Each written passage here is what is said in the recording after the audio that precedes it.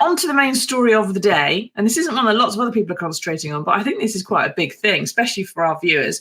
The Mirror has splashed on Turkey plastic surgery clinics, which we already know offer cheap deals on tooth implants and nose jobs, bum lifts, the rest of it. But they have now realised vet fees in the UK are cripplingly high and are offering cut-price animal treatments too.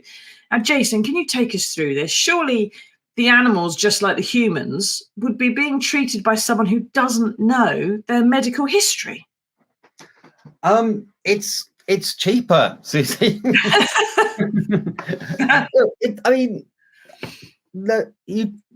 I've got animals. I've got a lovely dog which is outside my shed making lots of noise at the moment and digging up most of the garden. I've got a very kind of long-suffering cat which doesn't like a dog invading its space. Not at all, I should think. I've been in a situation where, a few years ago, the cat got run over and we ended up spending thousands of pounds putting it back together. And, there's that you can entirely understand, that if you love your pet, whether a dog, cat, tortoise, goldfish, whatever, you will, people will spend an awful lot of money. But at the moment, vet bills are really expensive. Yeah, they're insanely high. My last dog had developed a condition, an arthritic condition, which was sort of an inflammatory thing. It was going to just get him. So he had to, in order to get a proper diagnosis, he had to actually go to the Royal Veterinary College, the other side of M25. And it was the only place that had the diagnostic skills to actually treat him so we can know what it was. But I think a few days, 5 days in there was about £5,000. I didn't have the money. The credit card was loaded. I was so desperate. He was about to die. And we did save him for a bit longer, but it's an awful lot of money. And if you haven't got access to a quick credit card, you're stuffed. And it racks up really quickly because, every single test they do seems to cost money. And then the medicines seem to cost money. And then one overnight stay is that's like, you might as well go and stay in the Ritz yourself for the same sort of price. Yeah. Elizabeth says here, so pet owners can't afford to pay for vet bills, but they can afford to take them abroad to be treated. She's got a point. It's not easy to take your pet to Turkey, is it? Well, this is the thing. So it's substantially cheaper. We've got in the paper, we've got, the comparison of the cost of medical treatment for veterinary treatment for pets in Turkey compared to the UK, and it's several £1,000s cheaper across the board. Whether it's better for the pet to be flown out to Turkey and then be flown back, we quote in the article people from the British Veterinary Service for the animal, especially if they're ill, to be sort of traveling, and it must be quite disorientating as well, mustn't it? You'd have thought so. Some animals would have to go in the hold of the aircraft and go through customs and have jabs and everything else. Others, you're going to have to try and drive them there because they're too ill, or you can't put a goldfish in the hold of a plane, whatever. It's really, really hugely difficult. And of course, although the humans are, would be going perfectly healthy, and maybe they just want a different nose, well, in my case, a haircut, a different nose, but the animals are by definition sick, and traveling with them is going to be traumatic, and they don't all like cars. Yeah, there's two aspects of this. Is one, when it comes to the humans having cosmetic surgery,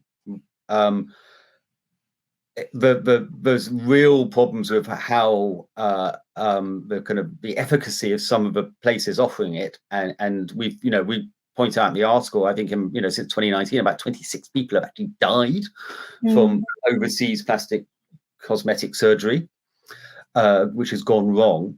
So the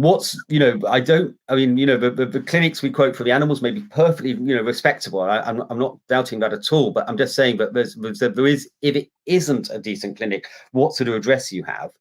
But then the other aspect of this is, which is what the viewer just pointed out, is why are vet bills so expensive in the UK? Why are people being forced to travel abroad? Exactly. It is obscene, isn't it? And there's been deaths linked to the turkey plastic surgery trade, as far as humans are concerned. 25 Brits have died since 2019, it says in the Mirror today. Papers have been full of horror stories as well about patients who've come back and had bad reactions to treatments, their bums sort of blown up and stuff. And they've either had to go back repeatedly or they can't get it fixed. They have to go to the NHS, and the NHS says, well, we're not doing that because it's plastic surgery, mate. I'm not going anywhere near your bum.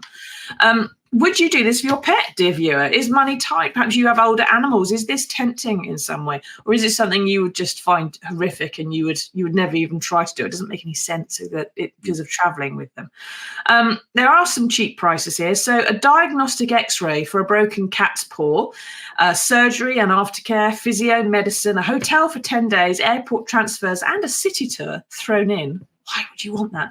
And a plus, a cut price nose job for you, all in for under 5k, would you believe? Now, that does seem quite cheap, but I mean, you've got to have the convenience, I suppose, of a sick animal at the same time that you want your cut price nose job. Yeah. And there are some issues, aren't there, in this country with independent vet practices being bought up by about 6 big conglomerates, many of them owned by banks and so on, or forced to deal with those conglomerates in return for the medicine or the diagnostic test. They're the ones with the x-ray centre, that kind of thing. And that pushes prices up everywhere. Is there anything being done about this price fixing, Jason, that you mentioned, that's making it so expensive to own a pet? So the CMA, the Competition and Market Authority, is looking into this at the moment. I mean, this is quite interesting because it's not just vets where this has happened. The other place they've moved into is places like funeral parlors as well. So what you're getting is small independent firms have been brought up primarily by private equity on a huge scale. And they kind of then use their clout to insist that only certain kind of medicines can be used in their clinics and their veterinary practices or their funeral parlors or whatever it is. I'm just saying this is how it works. This is how they kind of the worst excesses of capitalism, and then they can also drive up prices because they've got monopolies. So if you've got just 5 firms, which is the situation at the moment, owning a majority of a business, they basically set the rates. But what they've been quite sneaky about is they've kept a lot of the independent names. So people don't realize when they go to what they think is their local vet, it's actually owned by some, Wall Street hedge fund. Yeah, it's astonishing. Like when my dog was ill, I took him to the vet's practice that my parents always took their dogs to, and I always took mine to. It was always independent.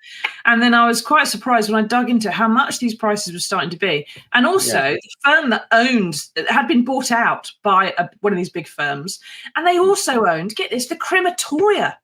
The pet crematoria. It's like, right, so you own the medicines, you own the x-ray machines, you own the vet, and you own the means of getting rid of the body. I don't like this. You've got me coming and going. This is horrific. What happened we had a really good local vet. He's actually a neighbour of mine, lives kind of 50 yards from where I'm speaking.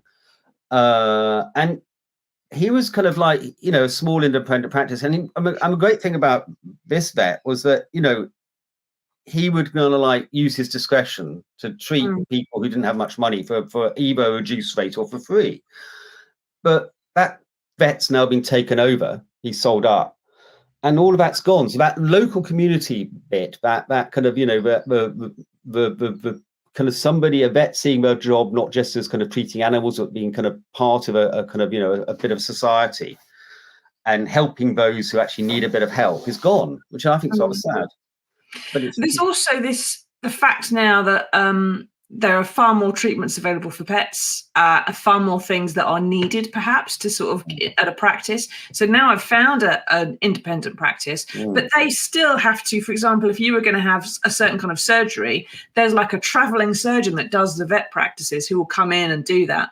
But that all this stuff ends up being that eventually you do still have to deal with the big conglomerates because they control something. You can get like prescriptions online and stuff like that, but it's still It's a bit cheaper, but it's still quite expensive. Wendy says they're cash strapped, yet they can afford to travel to Turkey too. She's spotted that. I suppose if you're cash strapped, but you've got $5,000 in your pocket, you're not completely cash strapped, are you? You just don't want to spend the 10 grand for doing it here and not getting your nose job at the same time.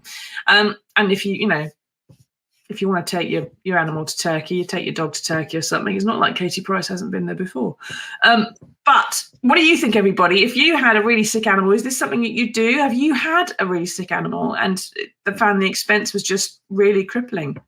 What did you do when you got into that situation? It's quite difficult to know what to do because you're so emotionally invested in these animals. You'll do anything when you get to that point, like you did with your cat when it was knocked over, Jason. If you don't know the cat, you might say, well, look, it's been mangled by a car. It might be the time to say goodbye.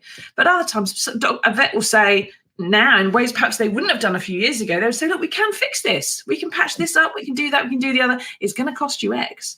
And then you have to think, okay, no Do you know holiday. how the cat showed its gratitude, Susie? Scratch your eyes out. It scratched my arm for pieces. I had to go to the doctor. Yeah, that's cats for you, Jason. Yeah.